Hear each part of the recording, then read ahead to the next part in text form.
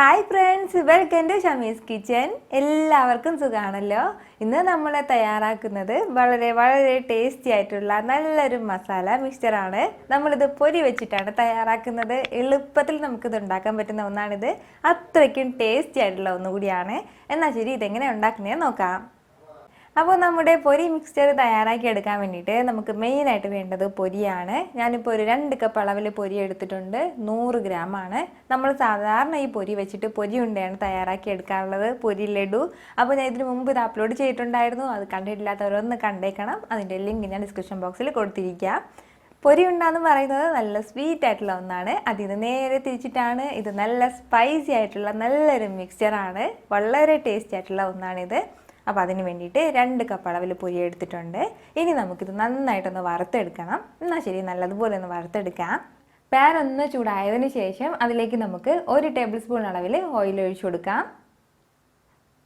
ഇനി ഇതിൻ്റെ കൂടെ നമ്മൾ ചേർക്കുന്നത് ഒരു 3 അല്ലി വെളുത്തുള്ളിയാണ്. വെളുത്തുള്ളി ചെറുതായിട്ട് ചതച്ചിട്ട് എടുത്തിരിക്കുകയാണ്. അപ്പോൾ അതുകൂടി ചേർക്കാം. പിന്നെ വേണ്ടത് ഒരു 1/4 ടീസ്പൂൺ അളവിൽ മഞ്ഞൾപ്പൊടിയാണ്. ഇത് ഇത്രയും ആയിക്കഴിഞ്ഞാൽ ഇനി നമുക്കിതിലേക്ക് നമ്മുടെ പൊരി ചേർത്ത് കൊടുക്കാം. പൊരി ചേർത്തതിന് ശേഷം നമുക്ക് നല്ലതുപോലെ ഒന്ന് വറുത്ത് കൊടുക്കാം. ഇത് നല്ലതുപോലെ ക്രിസ്പി ആയിട്ട് വരണം. ഇപ്പോൾ ചെറിയൊരു സോഫ്റ്റ് ആയിട്ടായിരിക്കും ഉണ്ടായിരിക്കുന്നത്. അത് നന്നായിട്ട് ക്രിസ്പി ആയിട്ട് വരണം. അത്രയും സമയം വരെ ഒന്ന് വറുത്ത് കൊടുക്കാം. നമ്മൾ ഈ മഞ്ഞൾപ്പൊടി ചേർത്ത് എന്തെന്ന് വെച്ചാൽ ചെറിയൊരു കളറിന് വേണ്ടിയിട്ടാണ്. പിന്നെ നമ്മുടെ ചാനൽ സബ്സ്ക്രൈബ് ചെയ്യാതെ കാണുന്നവരുണ്ടെങ്കിൽ ഒന്ന് സബ്സ്ക്രൈബ് ചെയ്തേക്കണേ പ്ലീസ്. തൊട്ടടുത്തുള്ള ബെല്ലൈക്കൻ കൂടി ഒന്ന് ക്ലിക്ക് ചെയ്തേക്കണേ. എങ്കിൽ മാത്രമേ നമ്മൾ വീണ്ടും തമ്മിൽ കാണത്തുള്ളൂ.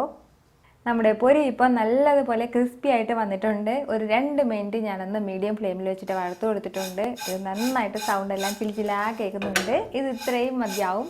ഇനി നമുക്കിത് മാറ്റാം. ഒരു പാനിലേക്ക് ഞാനിപ്പോൾ കുറച്ച് ഓയിൽ ഒഴിച്ച് കൊടുത്തിട്ടുണ്ട്. ഒരു 1/2 കപ്പ് അളവിലാണ് ഓയിൽ എടുത്തിട്ടുള്ളത്. ഇതിലേക്ക് ഇനി നമുക്ക് നിലക്കടല ചേർത്ത് കൊടുക്കാം. 100 ഗ്രാം അളവിലാണ് നിലക്കടല എടുത്തിട്ടുള്ളത്. ഇനി ഇത് നമുക്ക് നല്ലതുപോലെ ഒന്ന് റോസ്റ്റ് ചെയ്തെടുക്കാം. ഫ്ലെയിം എപ്പോഴും മീഡിയത്തിൽ വെച്ചിരുന്നാൽ മതിയാവും. നമ്മുടെ ഈ നിലക്കടലയുടെ കളറൊക്കെ ചേഞ്ച് ആയിട്ട് ഒരു ലൈറ്റ് ബ്രൗൺ കളർ ആകുമ്പോഴത്തേക്ക് നമുക്കിത് എടുക്കാം.